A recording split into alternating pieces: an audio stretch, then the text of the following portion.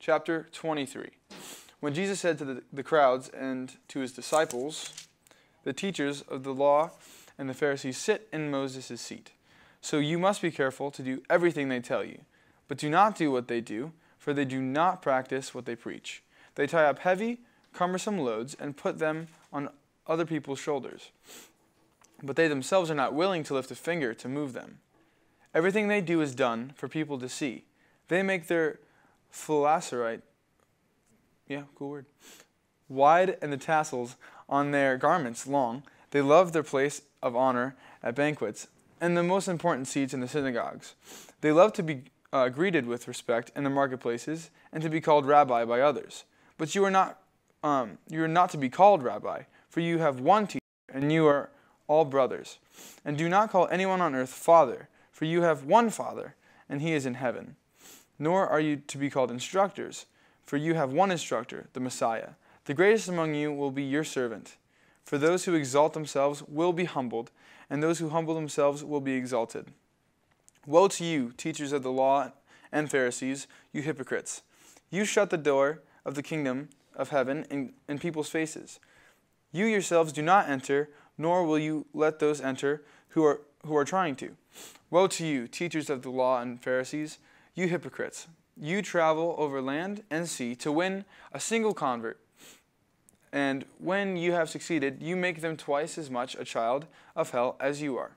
Woe to you, blind guides! You say, if anyone swears by the temple, it means nothing. But anyone who swears by the gold of the temple is bound by that oath.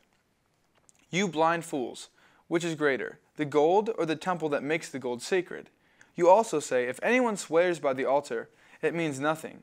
But anyone who swears by the gift on the altar is bound by that oath. You blind men, which is greater, the gift or the altar that makes the gift sacred?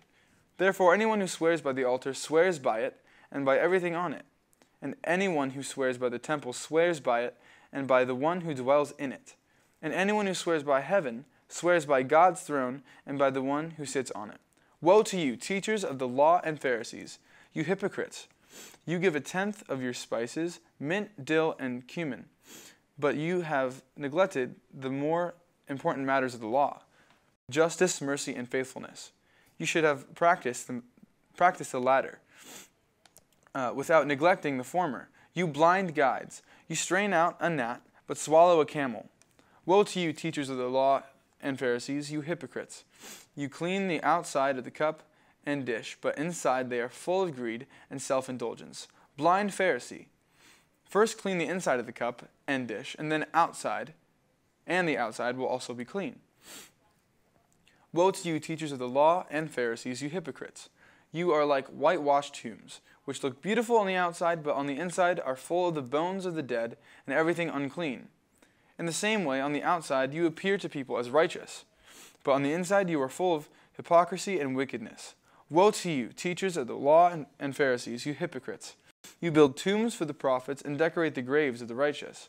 And you say, if we had lived in the days of our ancestors, we would have not taken part with them in shedding the blood of the prophets. So you testify against yourselves that you are the descendants of those who murdered the prophets. Go ahead then and complete what your ancestors started. You snakes! You brood of vipers! How will you escape being condemned to hell? Therefore I am sending you prophets and sages and teachers. Some of them you will kill and crucify, others you will flog in your synagogues and pursue from town to town. And so upon you will come all the righteous blood that has been shed on earth, from the blood of righteous Abel to the blood of Zechariah, son of Berechiah, whom you murdered between the temple and the altar. Truly I tell you, all this will come on this generation. Jerusalem, Jerusalem, you who kill the prophets and stone those who sent you. How often I have longed to gather your children together, as a hen gathers her chicks under her wings, and you were not willing. Look, your house has left you desolate. For I tell you, you will not see me again until you say, blessed is he who comes in the name of the Lord.